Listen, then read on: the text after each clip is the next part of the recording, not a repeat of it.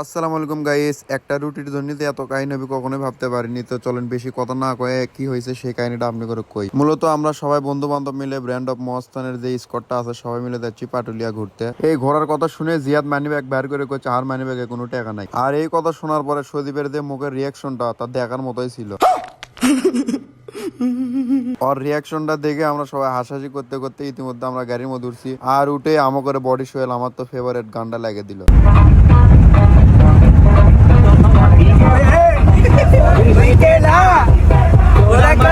আর এদের তো লাপালাপি দেখে আমার তো মাথা ঠিক নেই, তাই আমি না শুরু করে দিলাম।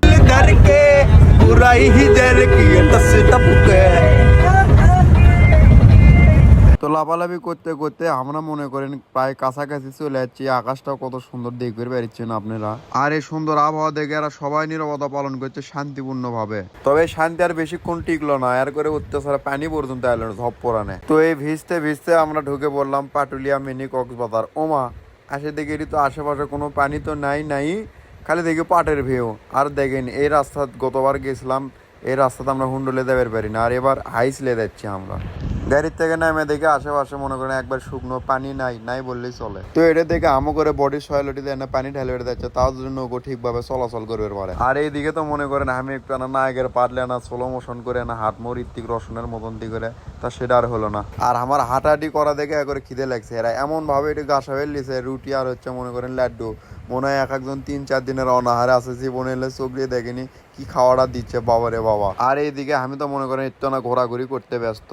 তবে বিশেষ করে এই জায়গাটা আমাকে সেই সুন্দর লাগছে, এটি আমি না বেশি ভিডিও করছি, না ছবিও তুলছি।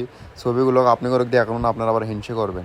আর এইদিকে আমি ছবি তুলতে ব্যস্ত, আর এরা মনে করেন এমনভাবে নৌকো উঠছে জিনকে হাত যায় এক সিরিয়ালে বোধ করতে করতে এরা দেখেন সেভাবে নৌকো পার হচ্ছে।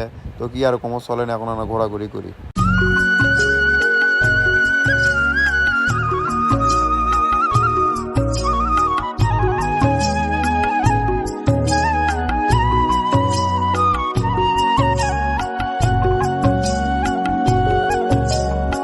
তা জায়গাটা আপনি করে কাছে ক্যাঙ্কা লাগলো তা আমি জানি না, তবে জিয়াদের হাগা লাগছে এটা আমি ভালো করেই জানি। তো মনে করেন যেহেতু আপনারা দেখলেনই জিয়াদের হাগা লাগছে, তাই ভিডিওটা আমরা বেশি বড় না করি, নাহলে জিয়াদ আবার প্যান পুন মাখাবি। তো আমরা তো ব্লগ ভিডিও করি না, এটা মনে করেন আমার 2 নাম্বার কি 3 নাম্বার ব্লগ হবে।